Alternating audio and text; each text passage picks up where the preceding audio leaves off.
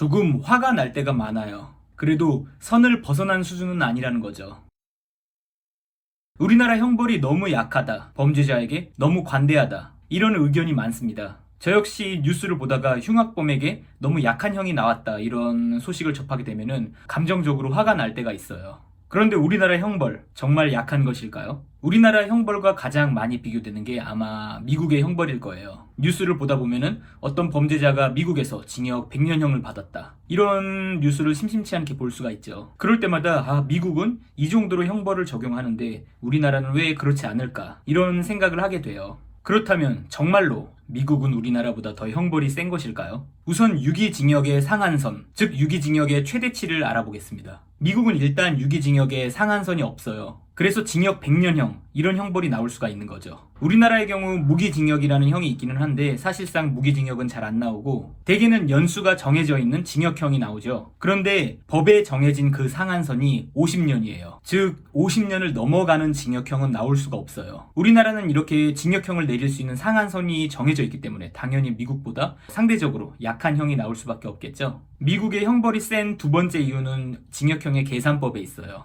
미국은 여러 범죄를 저지르면 그 범죄의 각 징역형을 다 더해요. 예를 들어서 3개의 범죄를 저질렀는데 하나는 징역 5년형, 하나는 징역 8년형, 하나는 징역 10년형, 이렇다면은 단순화해서 말하면은 이 3개를 다 더해가지고 징역 23년형, 이렇게 하는 거예요. 여러 개의 죄를 저지를수록 형벌의 강도가 더 세지겠죠. 그런데 우리나라는 여러 개의 범죄를 저질렀다고 해서 각 범죄의 형벌을 다 더하지를 않습니다. 한계점이 정해져 있어요. 한계점을 정하는 방법은 바로 가장 무거운 징역형에 1.5를 곱하는 것입니다. 예를 들어서 3개의 범죄를 저질렀는데 하나는 징역 5년형, 하나는 징역 8년형, 하나는 10년형이라고 하면은 미국처럼 이걸 다 더하는 게 아니라 가장 무거운 형이 징역 10년형이죠. 여기에 1.5를 곱하는 거예요. 그래서 징역 15년형, 이걸 최대치로 정하고 이것보다는 형이 더 무겁게 내려지지 않도록 조정을 하는 거죠. 이렇게 상한선이 있으니까 아무리 여러 개의 범죄를 저질러도 징역형이 일정 수준 이상으로 넘어가지를 않는 거예요. 당연히 미국보다 형이 약하게 나올 수밖에 없겠죠. 확실히 미국의 형벌이 우리나라의 형벌보다 세네요. 조금 답답하게 느껴지시죠? 왜 이렇게 우리나라는 범죄에 관대한 것일까, 이런 생각이 들기도 해요. 그런데 이 점을 주목하셔야 돼요. 미국이 워낙 형벌 체계가 센 국가입니다. 우리나라의 형벌을 미국 외의 다른 나라와도 비교해 볼 필요가 있어요. 예를 들어서 앞서 유기징역형의 상한선에 대해서 미국은 그 상한선이 없지만 우리나라는 50년이다, 이런 말씀을 드렸잖아요. 그런데 이 50년이 결코 낮은 편은 아닙니다. 이 상한선이 독일은 15년, 영국은 20년, 프랑스나 일본은 30년이에요. 우리나라가 더 세죠. 두 번째로 징역의 계산법, 즉 여러 죄를 저질렀을 때 미국은 그 징역형을 다 더하고 우리나라는 가장 무거운 형에 1.5를 곱한다, 이렇게 말씀을 드렸는데요. 이걸 미국 외의 다른 나라랑 비교하자면은 예를 들어서 프랑스랑 비교를 하면은 프랑스는 1.5를 곱하지도 않아요. 프랑스의 경우 여러 죄를 저지르면은 그 죄들 중에 가장 무거운 형벌을 정한 죄의 형벌, 이게 그냥 곧바로 상한선이 됩니다.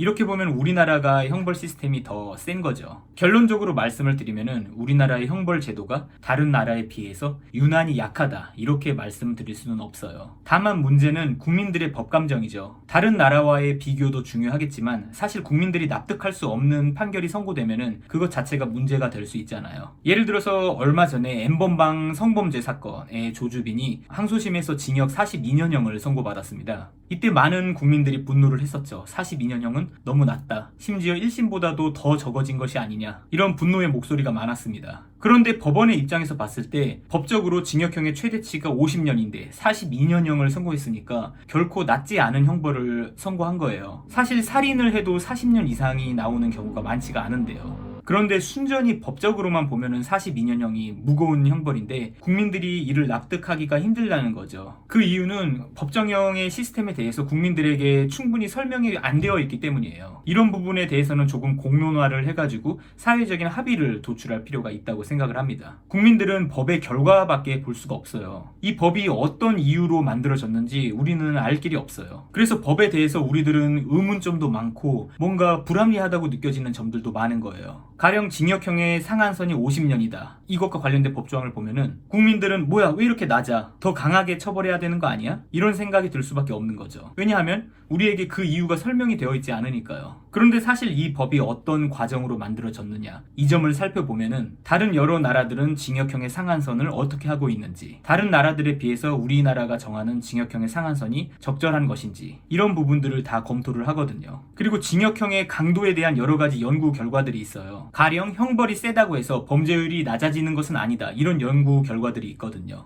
이런 연구 결과들을 종합적으로 고려해서 징역형의 상한선은 50년이다 라는 결과물, 법이 만들어지는 거예요. 그런데 우리는 그 과정을 모르죠. 왜냐? 아무도 설명해주지 않았으니까요. 그냥 50년이라는 결과를 보고는 납득이 안 되는 거예요. 이게 정말 충분히 엄한 형벌인지 말이에요. 따라서 입법부나 행정부에서 이렇게 법의 제정 과정에 대한 충분한 설명이 필요하다고 생각을 해요. 법의 이유, 근거, 이런 것들을 국민들이 충분히 이해하기 쉽게, 국민들이 쉽게 접근할 수 있는 채널들을 통해서 설명해 줄 필요가 있다고 생각을 합니다. 그렇게 하면 조금 더 국민들의 목소리를 많이 들을 수 있고, 국가와 국민들 사이에 합의점을 찾아가지고 충분히 국민들이 납득할 수 있는 법을 만들 수도 있잖아요. 합의점을 도출하는 것이 어렵다고 해도 법이 만들어지는 이유와 근거를 설명하는 것만으로도 국민들이 납득할 수 있는 여지가 더 많아질 거예요. 그 과정이 복잡하고 비용이 많이 들 수도 있지만 이런 과정을 통해서 국민들이 법을 더 신뢰할 수 있게 되는 거죠. 국민들이 법을 신뢰할 수 있는 국가를 만들기 위해서 우리 정부가 조금 더